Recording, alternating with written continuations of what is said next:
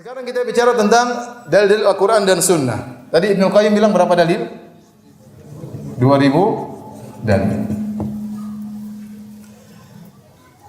Di antara perkataan yang indah yang dinukil oleh Ibnu Taimiyah rahimahullah dalam Darut Ta'arudul Aql wan Naql, beliau menukil dari perkataan Ibnu Rushd dalam kitabnya Al-Kashf an Manahijil Adillah. Ibnu Rushd ini seorang filsafat, filosof, tapi dia waktu berbicara tentang Allah di atas, dia berbicara dengan jelas. Dia menetapkan Allah di atas. Dia mengatakan sungguhnya syariat ini dibangun di atas Allah di atas. Seluruh syariat ini, Islam ini dibangun di atas pondasi atas keyakinan Allah di atas. Kenapa? Syariat ini ceritanya bagaimana? Ceritanya kita beriman kepada seorang nabi. Nabi ini dapat wahyu. Yang turunkan wahyu siapa? Allah. Dari mana? Dari atas. Turunkan lewat malaikat. Malaikatnya turun dari mana? Dari atas. Ini syariat kita dibangun di atas pondasi bahwasanya Allah berada di atas. Kemudian terlalu banyak dalil. Malaikat turun dari langit. Malaikat mengawasi para hamba-hamba Allah Subhanahu wa taala. Terlalu banyak dalil. Malaikat akhirnya ngelapor ke atas. Malaikat naik turun dan seterusnya. Terlalu banyak dalil sehingga beliau mengatakan seluruh syariat Islam dibangun di atas pondasi bahwasanya Allah berada di atas. Karena dalil terlalu banyak. Seandainya semua dalil ini kita katakan dalil mutasyabihat, jadilah seluruh syariat ini adalah mutasyabihat dan ini tidak benar.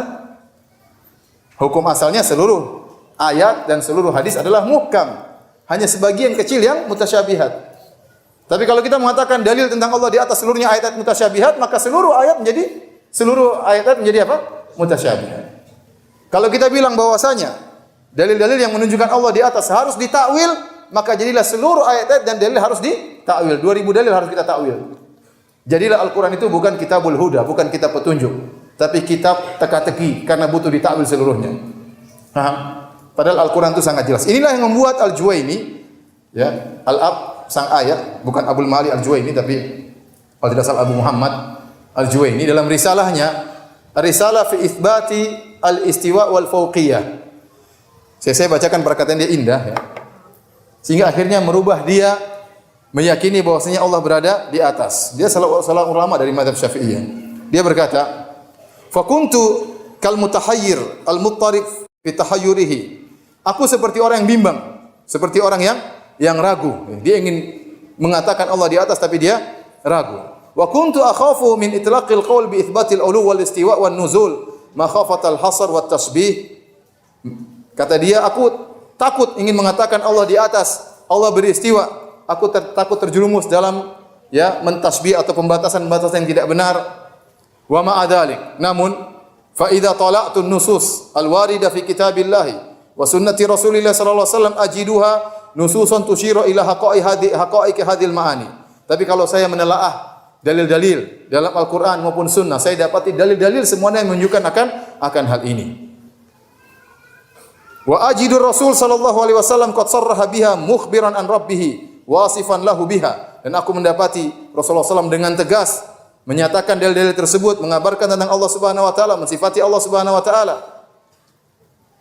Kemudian kata beliau, perhatikan di sini, wa a'lamu bil terror, dan aku sungguh yakin tanpa keraguan lagi, ya, dengan pasti annahu sallallahu alaihi wasallam kana yahduru fi majlisi syarif wal alim wal jahil wal dzaki wal balid wal a'rabi wal jafi.